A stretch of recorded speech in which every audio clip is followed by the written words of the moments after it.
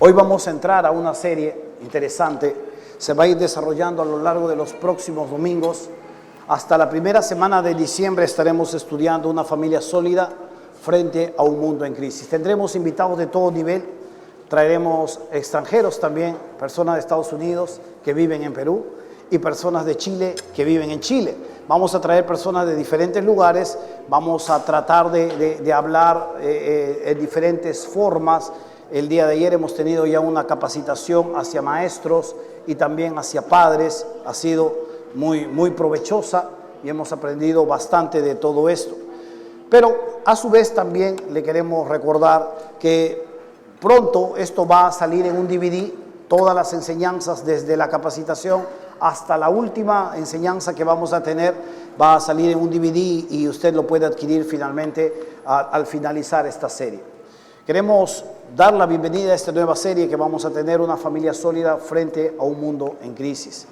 El mundo está en crisis. Hace unas semanas atrás leí un reportaje del tercer hueco de la zona de la capa de ozono que ha sido descubierto. Cuando se descubrió el primer hueco de la capa de ozono, hubo una gran conmoción porque esto iba a traer deterioro al ambiente. Y ahora estamos descubriendo ya el tercer hueco, que creo que mide cerca de 25 millones de kilómetros. Y esto es inmenso y trae repercusiones sobre todo lo que nosotros conocemos como nuestro hábitat.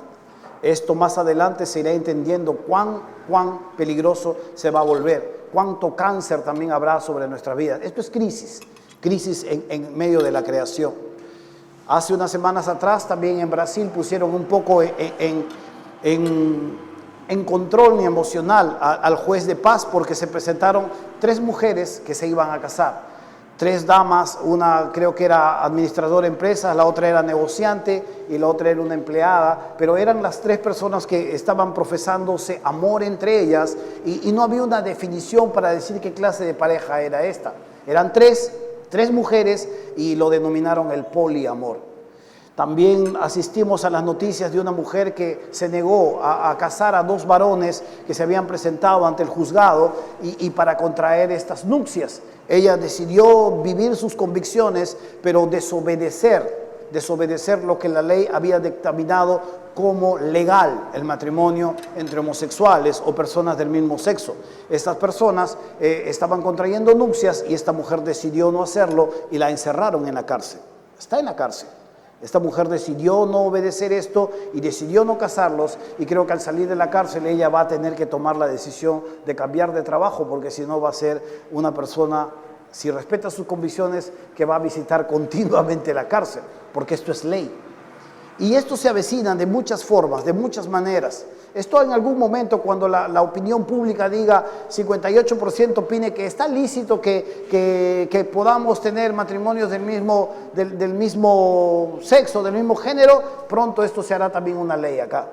Tenemos una cultura muy tradicional y esto vale la pena a veces celebrar porque esto nos permite momentáneamente alejarnos de estas situaciones que ponen en aprieto lo que es la familia. Hay crisis en todo esto. Hay crisis en la política. Hay crisis en el liderazgo de un gobierno. Crisis que nos deja ver la pérdida de sus congresistas. No toman las riendas necesarias, no toman las riendas correctas para dirigir una nación y esto hace fuga de muchas personas que son parte de su partido. Es una crisis. Hay una crisis en cuanto al precio del petróleo que sigue bajando y aunque esto debería beneficiarnos por justamente no ser las personas que estamos actuando a su debido momento, no está beneficiándonos. Hay crisis también en lo que nosotros podríamos llamar de esta manera la materia prima. Esto nos ayuda como país exportador de materia prima a subir nuestra economía, a tener mayores oportunidades, pero al bajar esto afecta un montón a nuestra economía. Hay crisis por diferentes lugares, hay crisis en el Medio Oriente. Usted va a ver Europa cómo están los refugiados por miles. Mi hermano me llama y me dice, son miles que empiezan a caminar por diferentes lugares hacia la frontera y los ejércitos no los pueden detener, me dice Raúl. caminan de día y de noche con sus niños, me dice. No se están sentando a acampar, están huyendo de la guerra, están huyendo de los terroristas y caminan en grandes bloques de gente y nadie los puede detener, me dice. Y están por los bosques, vienen por el mar, van por tierra, por diferentes lugares, están huyendo de la guerra. Hay crisis, hay crisis. Hay crisis en cuanto a la extinción de ciertos animales. Hay crisis en diferentes lugares, pero la familia cristiana tiene que entender claramente que puede ser sólida en momentos de crisis. ¿Cuáles son los cimientos? ¿De qué manera podemos enfrentar las crisis en medio de todo lo que vivimos? ¿Cómo tiene que ser nuestra familia? ¿De qué manera tenemos que constituirla? ¿Es suficiente con solo ser cristiano? ¿Con solo tener la identidad de cristiano es más que suficiente? Yo creo que no. Y creo que no me malentienda. El hecho de que usted es cristiano no le asegura que usted va a tener una familia sólida. El hecho de que usted ha aceptado a Cristo en su vida no le asegura que usted va a enfrentar las crisis que le rodean por diferentes lugares. Yo conozco cristianos que están separados, cristianos que hacen su vida como mejor les parece. Yo conozco cristianos que no tienen mucho en cuenta lo que Dios opina. Pero son cristianos. El hecho de tener la identidad cristiana no significa que estamos asegurados para enfrentar las diferentes crisis que vivimos en estos tiempos. Pero podemos elaborar un hogar sólido que definitivamente pueda enfrentar, capear las diferentes situaciones que vamos a tener que vivir en medio de un mundo que se avecina cada vez más oscuro. Cuando nosotros levantamos nuestras vidas, cuando nosotros levantamos nuestros cimientos sobre valores claros, sobre valores con los que la Biblia nos enseña, vamos a poder edificar una familia sólida. Aquí tenemos, como hoy vamos a empezar con esta serie y tenemos este tema, columnas sólidas. Son columnas que nos van a ayudar a edificar un hogar sólido y nos va a ayudar luego a sí mismo a poder edificar también roles sólidos, a poder llevar a cabo luego crianzas sólidas y dejar a nuestros hijos un legado sólido. Pero si no tenemos las columnas, ¿cómo edifica su casa? Si no tenemos las bases suficientes, ¿cómo la levanta? Necesitamos ir por partes para poder desarrollar una familia sólida. Necesitamos ir por pedazos, por tramos, por procesos que nos indiquen cómo ir levantando una familia sólida en medio de un mundo en crisis. La crisis no va a pasar. Esto ya le hemos enseñado hace varios domingos. La crisis se va a empeorar. Si usted cree que Dios va a venir y le va a cambiar la vida a los jueces, a la economía, no. Todo esto va a empeorarse. Esto se va a empeorar. Esto no va a mejorar. Es más, hace poco están reuniéndose las grandes potencias y están evaluando la economía que nos está rigiendo. Algunos están evaluando que esto no va más, que se tiene que pensar en un nuevo momento, se tiene que pensar en una nueva forma de trabajo porque esto no va más. Y esto definitivamente nos tiene que llevar a pensar, más que vivir como islas y pensar que esto no va a suceder y nunca nos va a tocar a nosotros, tenemos que saber qué vamos a hacer, cómo vamos a determinar el futuro de nuestros hijos. ¿Qué nietos quiero que vengan y me visiten cuando yo sea anciano? ¿Mundanitos? ¿Niños que no quieran saber nada de Dios? ¿Niños que vengan a mi casa, abuelita, abuelita, y estén pensando en otras cosas? ¿Qué quiero? ¿Qué desea usted para su hogar? ¿Cómo visualiza su futuro? La juventud no dura para siempre. El hecho de ser jóvenes, un matrimonio joven, no dura para siempre. Tarde o temprano nuestros hijos se van y algún día van a retornar, si es que retornan. Y algún día van a traer el paquete que usted les ha legado. En algún momento usted se va a dar cuenta y probablemente me va a buscar si sigo como pastor acá. Yo le voy a decir, estamos muy avanzados ya, no hay mucho que hacer, tiene que orar. Ese es mi último consejo cuando ya las cosas están tan enredadas. Yo le digo, no tengo consejo, solo ore y que Dios tenga misericordia y le cambie el corazón a uno de ellos. Pero ya no hay más consejo. ¿Qué espera usted? ¿De qué manera quiere edificar un hogar? ¿De qué manera quiere edificarlo cuando en medio de estos tiempos las cosas no prometen ser mejores? Las cosas prometen ser peores. Yo quiero enseñar en esta mañana 2 columnas que tienen que ver en el hogar, que tienen que ver con ella y con él. Son 2 columnas que van a permitir estar allí plantados y sobre ello empezar a edificar las cosas más claras. Vamos a Efesios capítulo 5. Efesios capítulo 5,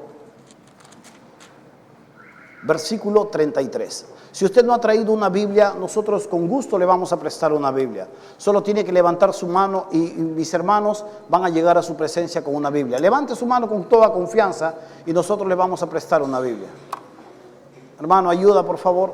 Ábrele el pasaje, Efesios capítulo 5, versículo 33.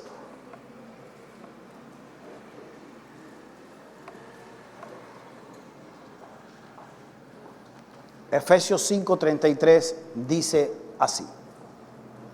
¿Llegamos?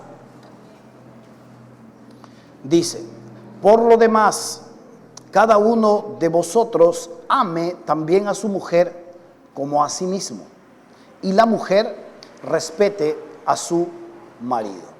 Vamos una vez más a leer esta parte, versículo 33. Por lo demás, cada uno de vosotros ame también a su mujer como a sí mismo, y la mujer respete a su marido. Note usted estas dos instrucciones que está dando el apóstol Pablo en este momento. Está frente a una sociedad que no ve con buenos ojos lo que es la mujer o lo que es el matrimonio. Note usted que el contexto de esta carta es sobre una sociedad bien deteriorada.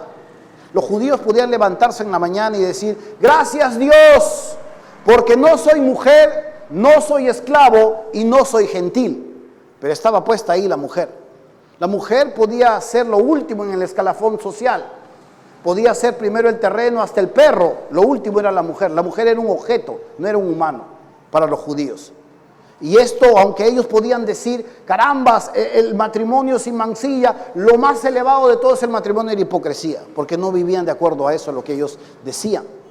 El matrimonio no era bien visto de la manera tal que podían luchar por él.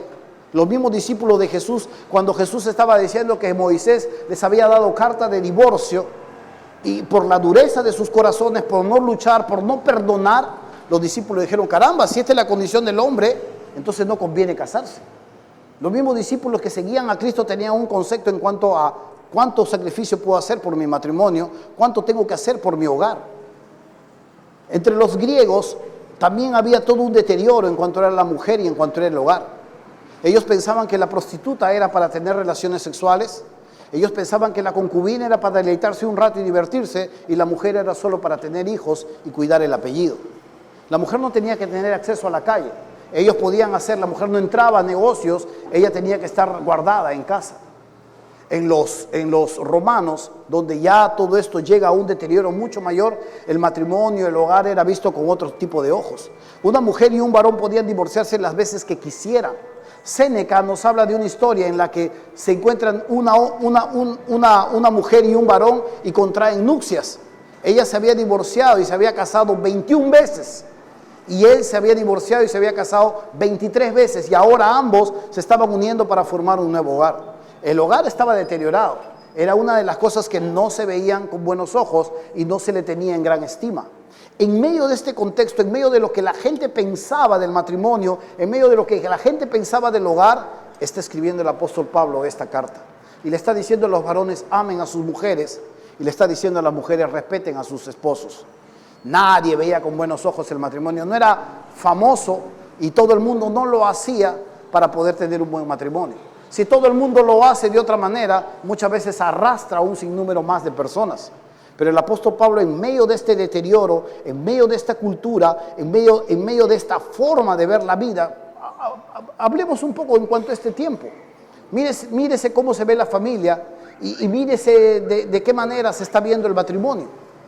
Algo así, en medio de ese tiempo, el apóstol Pablo escribe algo distinto y habla en contra de ello. Es como este congresista que se opone y se opone y se opone a que finalmente se promulgue esta ley. Y todos, si ustedes escuchan las noticias de este congresista, un cristiano que dice que no deberían haber esta unión civil, todos lo tratan como bicho raro. Lo escucho desde los columnistas que yo admiro, tratarlo como la peor basura y como el peor anticuado, y desde la televisión pensar que este es un tonto. Pero de esta manera el apóstol Pablo estaba defendiendo lo que era el matrimonio. De esta manera estaba defendiendo lo que era el lugar de la mujer y lo que era el lugar del hombre. ¿Puede ser anticuado? Probablemente en los ojos de la sociedad puede ser así. Y es por eso que decimos que esta sociedad está en crisis. Es por eso que decimos que este mundo está en crisis. No es famoso casarte. Es más, ¿casarte para qué? Puedes convivir. Y si algo finalmente no funciona, te vas, pues cada uno toma su camino. Esto es lo práctico, pero esto no es lo que Dios opina. ¿Qué es lo que vamos a hacer realmente y de qué manera lo vamos a tomar? Es la manera como Dios nos enseña. Y aquí es donde nosotros tenemos que empezar a labrar las columnas necesarias. Son 2 columnas. La primera columna dice en el versículo 33 tiene que ver con el amor. Y este amor tiene que ver con el amor ágape, el amor incondicional, el amor sacrificado, el amor comprometido. Esto es lo que dice aquí, versículo 33, por lo demás, cada uno de vosotros ame también a su mujer como a sí mismo. Note que esta primera columna tiene que ver con él. Hay una orden del Señor, no hay una opción, no hay una sugerencia. Es una orden que ame a su mujer. Pero yo la amo, dice. Rosenberg escribía un libro de las 5 necesidades del hombre y 5 necesidades de la mujer. Y la primera necesidad del hombre era sexual, como normalmente el hombre entiende amor. Y la primera necesidad de ella tenía que ver con afecto. Y a veces el hombre malentiende lo que significa el amor hacia ella. Dios está diciendo, este es otro tipo de amor. No es un amor erótico, es un amor incondicional. Es un amor que se compromete, es un amor que entiende, es un amor que deja de vivir como soltero y deja de hacer las cosas como si mejor le parecieran a él. No es un amor que no consulta, no es un amor que emprende cosas y no tiene en cuenta lo que ella piense.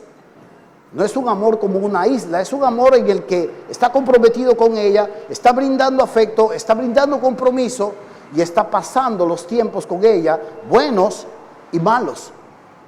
Y Dios le está hablando a los varones que tengan que amar a sus mujeres como se aman a sí mismos.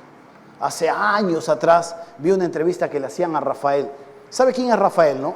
Sí, algunos de ustedes han cantado sus canciones. Pero Rafael estaban entrevistándolo y una de las cosas que me impactó de Rafael es que lo estaban entrevistando, entraron a su casa, entraron a su cuarto y ahí estaba la cómoda de su esposa con su espejo, sus cremas.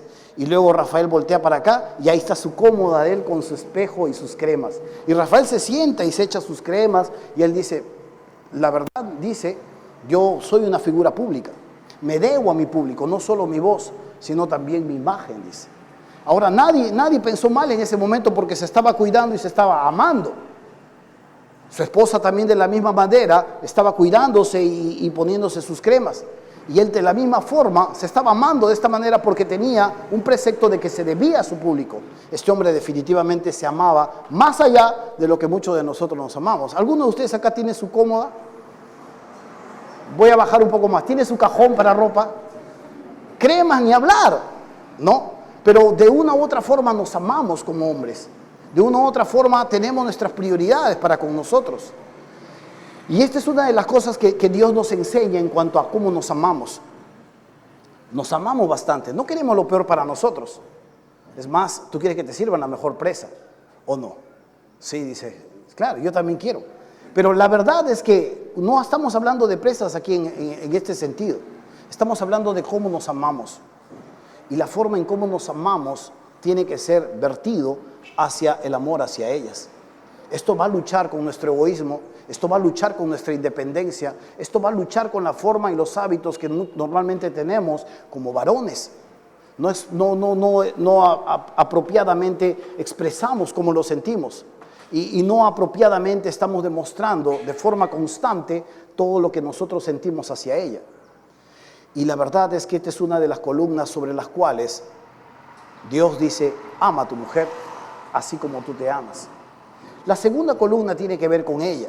Dice el versículo 33, y la mujer respete a su marido. Cuando hablamos de respeto, estamos hablando de temor, no de miedo, sino de reverente.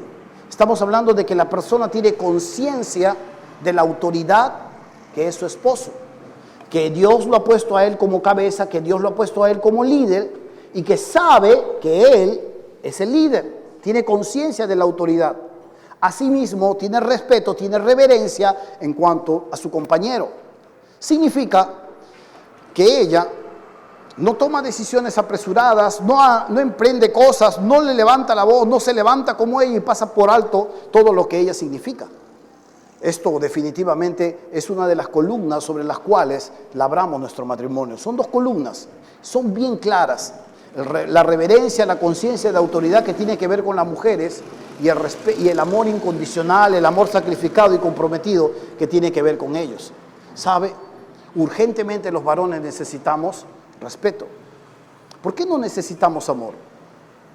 El amor nosotros lo traducimos como respeto. Hace un tiempo atrás hicieron un estudio científico a un grupo de varones. La Biblia lo dice, el hombre necesita respeto.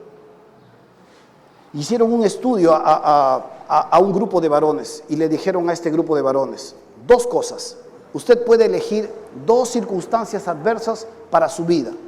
Dos circunstancias adversas. La primera circunstancia adversa es que usted se quede solo y nadie lo ame. Y la segunda circunstancia adversa es que nadie lo tenga en estima y que no lo respete. Adivine qué respondió el 75% de lo que prefería. Quédese con uno, le dijeron. El 75% de los hombres respondió, preferían quedarse solos y sin que nadie lo ame, a que nadie lo tenga en estima y lo respete. Esto es una respuesta a una encuesta, pero a su vez esto refleja una necesidad que no se verbaliza, que no se dice, que no se habla, que no se discute, que el hombre no se dice, no está hablando abiertamente, oye, respétame, oye, no me avergüences delante de mis amigos, oye, no me trates así. No lo está diciendo, porque cuando el hombre empieza a sentir esto, ¿qué hace? Normalmente se aísla, se cierra, empieza a llegar tarde a la casa.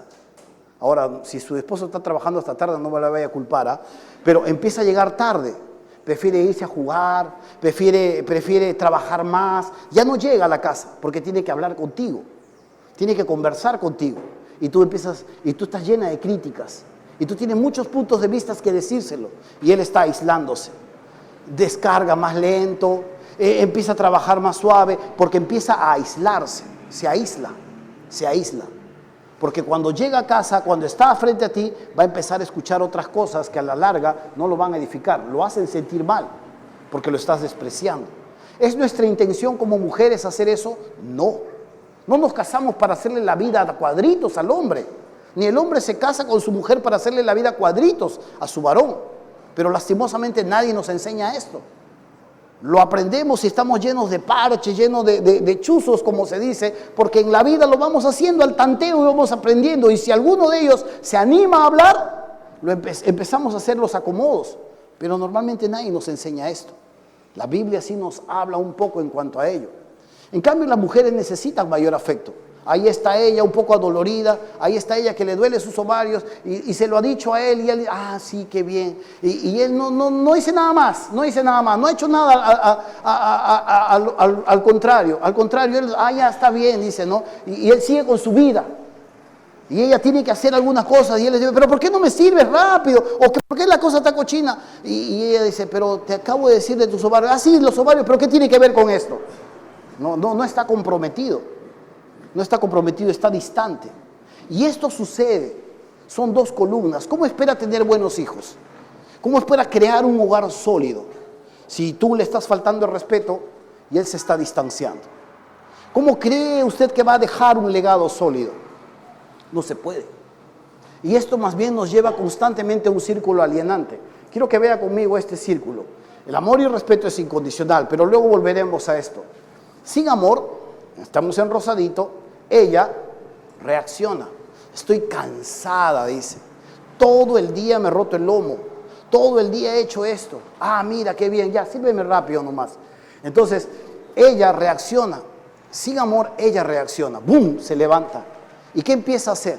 Empieza a decir algunas cosas de él. Empieza a animarlo, empieza a criticarlo y empieza a decirle algunas cosas que son ciertas, pero no las está diciendo de la manera correcta. Ella empieza a reaccionar. Empieza a crearse el círculo. Y sin respeto, en este momento ahora lo acaban de insultar. En este momento le acaban de decir algunas cosas y en lugar de decir lo siento, él empieza a aislarse. Él empieza a reaccionar y se aísla. Ya no habla ya. Se empieza a quedar medio mudo. ¿Sí? ¿Esto pasa en los varones? ¿O todos los varones hablan rápidamente? ¿Sabes qué? Has herido mis sentimientos. Me siento un poco mal. Normalmente no hacemos eso. Normalmente agarramos las palabras, pum, las tiramos acá y si tenemos que hacerlo, hacemos. Pero ¿podemos hablar? Sí. Esto se llama vulnerabilidad. Si los varones empezamos a hablar y decir, ¿sabes qué? Lo que acabas de decir está hiriéndome y no estás comprendiendo exactamente también cómo yo llego, las cosas empezarían a romperse de una manera distinta a este círculo. Pero normalmente él empieza a reaccionar, ella se siente sin amor, lo anima un poco más y le empieza a decir algunas cosas y le empieza a decir cosas que de pronto él nunca ha escuchado ni siquiera de su mamá, pero ahora lo escucha de él, y eso que su mamá tenía una mala opinión de él, pero ahora lo está escuchando de su esposa, y él empieza a reaccionar una vez más, empieza a aislarse, empieza a herir, y por ahí cuando este círculo está dando vueltas una y otra vez, esto definitivamente se termina siendo una catástrofe. Este es un círculo que no va a parar hasta que al menos uno de ellos diga, ¿sabes qué? Basta. Tenemos que hacer las cosas distintas. Porque esto es solo reacción. Ella se siente poco amada, poco comprometida, él reacciona. Porque ella está ofendiendo. Él ahora que está ofendiendo, quiere ahora que ella le respete, pero ya no, porque acaba de insultarle, acaba de decirle cosas y ella empieza a reaccionar. Y todo esto es un sinfín. Oiga, jovencito, tú que te vas a casar, tú que acabas de pedir la mano y que estás pensando pedir la mano, el noviazgo es totalmente distinto al matrimonio. Sí, hermanos casados, sí, dicen los hermanos casados. Sí, el enamoramiento es distinto al matrimonio. ¿Sí o no, hermanos casados? Los que están durmiendo. Sí, muy bien. Esa es la verdad. Es completamente distinto. A veces es bonito verlo, cómo se mandan en el Face, ¿no? Sacan sus fotos, un atardecer acá, el corazoncito acá, las palabras bonitas que sin ti no respiro. Y es cierto, probablemente se te va la respiración y cosas por el estilo. Pero otra cosa es cuando estamos juntos. Otra cosa es cuando estamos juntos, otra cosa es cuando llegamos juntos, cuando estamos casados, cuando empezamos a vivir. Y tiene que entender, si que eres joven, tú tienes que edificar estas dos columnas claramente. A ti te corresponde una columna clara y es amar a tu esposa. Y a ti, mujer, te corresponde claramente el respeto. Si tú no lo respetas, si tú lo avergüenzas, si tú lo desprecias, si en tus chistes a los varones le falta cerebro, estás despreciándolo. Y si tú como mujer, y si tú como hombre estás en tus chistes hablando mal de los varones y diciendo, ay, una vez más, ¿tú cuándo vas a entender? Le estás faltando el respeto. Si estás haciendo negocios, entiéndote en deudas, emprendiendo cosas sin consultarle a él, estás pasando por alto su autoridad, lo estás despreciando. Hay cosas que no los decimos, no nos insultamos, pero hacemos que a la larga, tarde o temprano, no edifican estas columnas.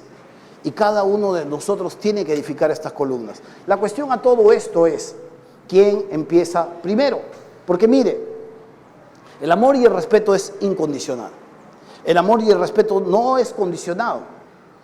La cuestión es, ¿quién empieza primero? Quiero que mire primero esto. Versículo 24 dice, así que como la iglesia está sujeta a Cristo, así también las casadas lo estén a sus maridos en todo. Maridos, dice versículo 25, amad a vuestras mujeres así como Cristo amó a la iglesia y se entregó a sí mismo por ella. Nota esto, amó a la iglesia y se entregó a sí mismo por ella. Yo voy a amar a mi esposa, aun si ella no me respeta. Aun si ella no me respeta.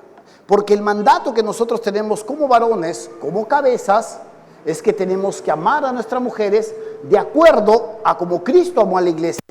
La pregunta sería en todo esto es, ¿Cristo le ama solo cuando usted se porta bien? ¿Cristo le ama solamente cuando usted lee la Biblia? ¿Cristo le ama solamente cuando usted ora muy temprano? ¿Cristo le ama cuando usted le sirve? La Biblia dice que Él nos amó primero. Y la Biblia dice que nos amó aún antes de que nosotros podamos aceptar su autoridad. Este es el mandato de los varones de cómo tenemos que amar a nuestras mujeres. Y esto no tiene nada que ver con que ella te respete o no te respete. Y esto no tiene nada que ver con que te sirva la comida o no te la sirva. Claro, yo creo que son algunos alicientes que podríamos añadir, pero no está supeditado a que tú lo pienses, a que tú lo sientas o a que tú finalmente decidas hacerlo en algún momento dado. Es un mandato. Nosotros debemos amar a nuestras mujeres como Cristo amó a la iglesia. Si nosotros entendiésemos esto, la verdad que este círculo se cortaría. Pero sabe, las mujeres también tienen que respetar a su esposo de manera incondicional. Ojo, muchas veces escuchamos que él tiene que ganarse la autoridad, él tiene que ganarse el respeto. Eso es lo que piensa el mundo. Pero la Biblia no dice que él tiene que ganarse el respeto. La Biblia dice que Dios lo ha puesto a él como cabeza y merece respeto. Y cuando tú ni siquiera consultas y cuando tú emprendes o cuando tú haces sin tener en cuenta a veces lo que Él mismo te haya dicho, tú no estás amando a Cristo. Porque dice aquí en el versículo, vamos al versículo 22, dice, las casadas estén sujetas a sus propios maridos como al Señor. Si tú dices que amas al Señor y que harías cosas por Él y que si fuese posible dieses tu sangre por Él y que si fuese posible tú te irías a la India por Él, pero ahora no puedes porque tu salud no te lo permite y harías cosas en el Señor porque tú lo amas a Él, tu amor tiene que demostrarse en tu respeto a tu esposo. Así como tú respetas al Señor, así como te sometes a su autoridad, de la misma manera dice, como al Señor tú lo haces en tu esposo. Entonces no es una opción. En Primera de Pedro, sigue conmigo, Primera de Pedro capítulo 3, Primera de Pedro capítulo 3,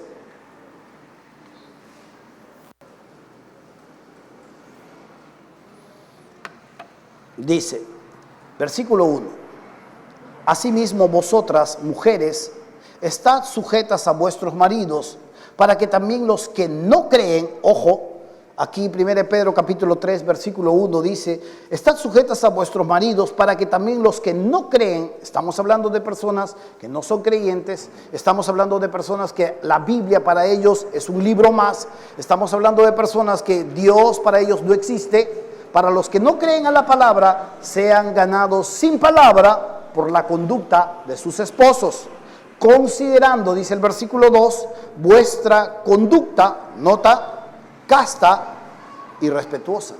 Entonces, si Dios manda esto a las mujeres cristianas que tienen esposos que no son cristianos, ¿cuánto más manda a sus hijos? O sea, usted no va a amar a su esposa y usted, mujer, no va a respetar a su esposo dependiendo de su conducta. No va a respetar a su esposo dependiendo de que él la ame. Uno de nosotros tiene que romper el círculo. La cuestión es quién lo rompe. La cuestión es quién empieza. ¿Es ella o es él?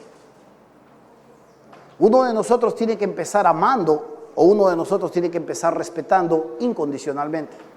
No supeditado a que me respete o a que me ame o a que me sirva o no me sirva. Uno de nosotros tiene que empezar a romper este círculo que continuamente da vueltas en el mismo lugar y no nos permite como matrimonio emerger o impactar a otros. Al contrario, nos tiene como en un remolino en el mismo lugar y probablemente hasta nos acostumbra a un tipo de lenguaje y hasta un tipo de trato. Y probablemente hasta nos ha hecho pensar que hasta aquí llega el matrimonio y esa es la mejor manera y mi mayor esfuerzo. Pero no, el matrimonio puede seguir creciendo y ser más sólido frente a un mundo en crisis. Pero la cuestión es quién rompe el círculo. Pregunta del millón, ¿quién es? ¿Hombre o mujer? ¿Quién es? ¿El hombre o la mujer? ¿Perdón? ¿Quién habla? ¿Por dónde?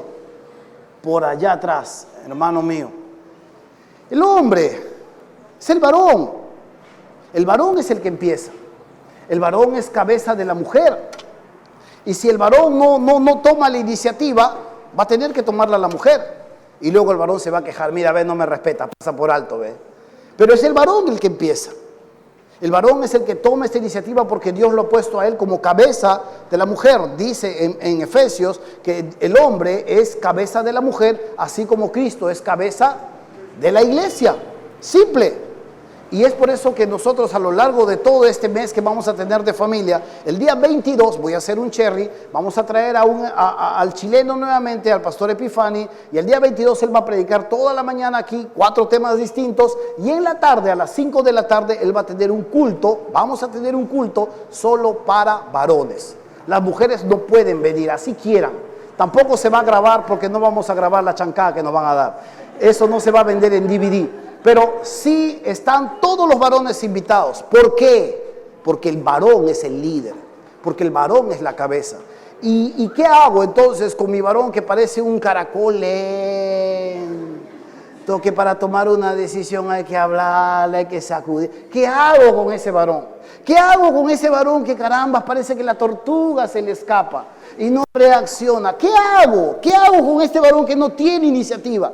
Muy bien, hermana, tú puedes tener la mejor iniciativa. Y hay mujeres que están muy dotadas, que tienen iniciativa, que tienen perspectiva. Está bien, Dios las ha dotado así. Pero el hecho que Dios te haya dotado así no significa que vas por sobre encima de tu autoridad. Lo respetas. Hay algunas mujeres más inteligentes que sus varones. Y que sus varones cuando tienen que dar una respuesta le dicen, ¿cómo era? Y ella responde. Y está bien, está bien.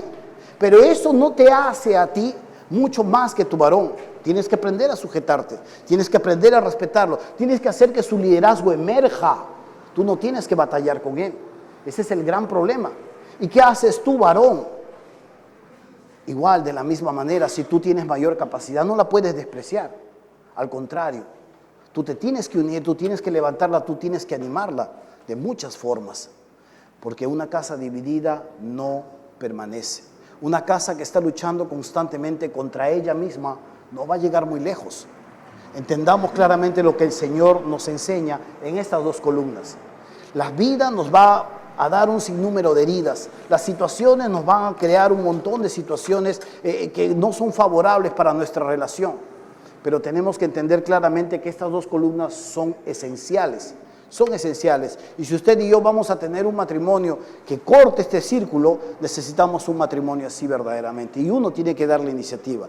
Alguien tiene que dar el primer paso. Un matrimonio que continuamente está creciendo es un matrimonio que a la larga va a resplandecer como un faro en medio de las tinieblas. Hermanos, el hombre y la mujer necesitan urgentemente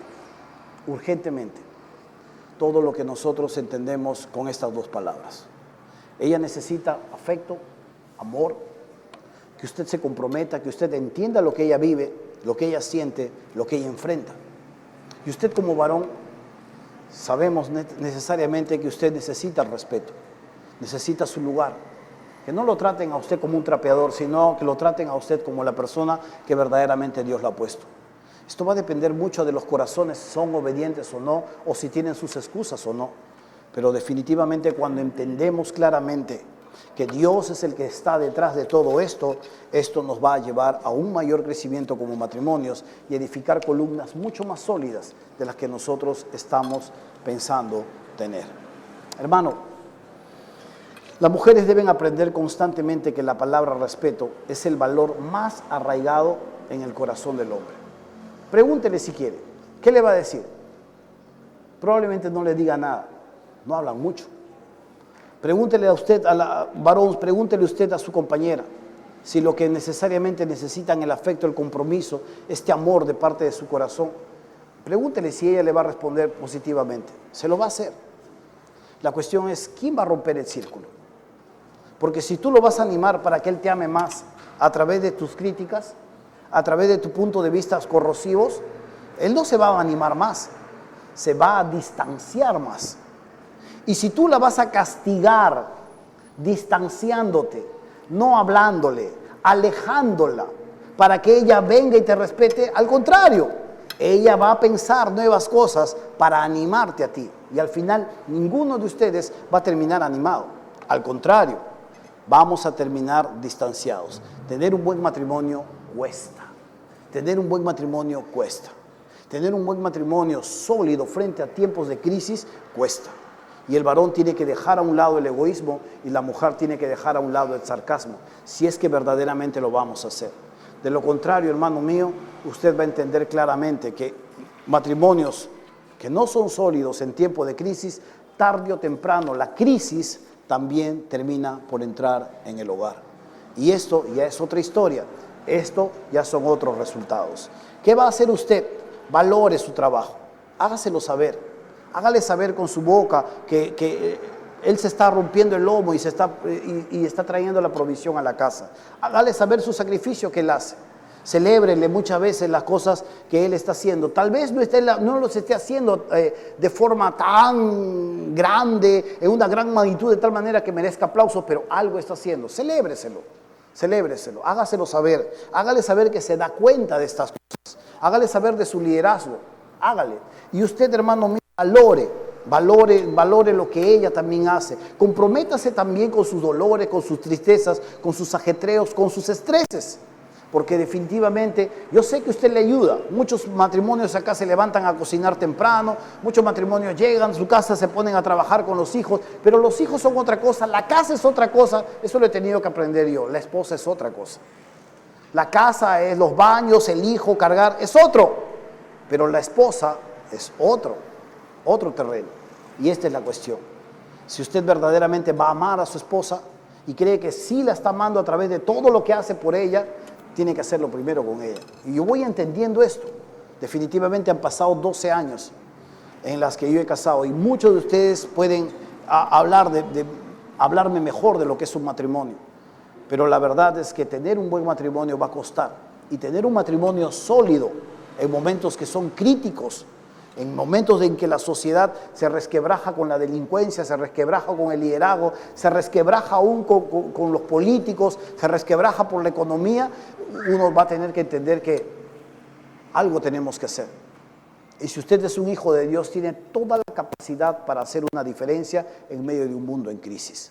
Solo tiene que creerlo y tiene que tomar su lámpara, su pico y todas las herramientas necesarias para edificar la columna que le compete a usted. Y usted, mujer, de la misma manera, recuerde que tiene que también edificar esta misma columna. Cuando ambos edifican esta columna, este círculo se rompe y va en pleno crecimiento. Dios los bendiga. La próxima semana continuamos con este tema. Vamos a ponernos de pie. Vamos.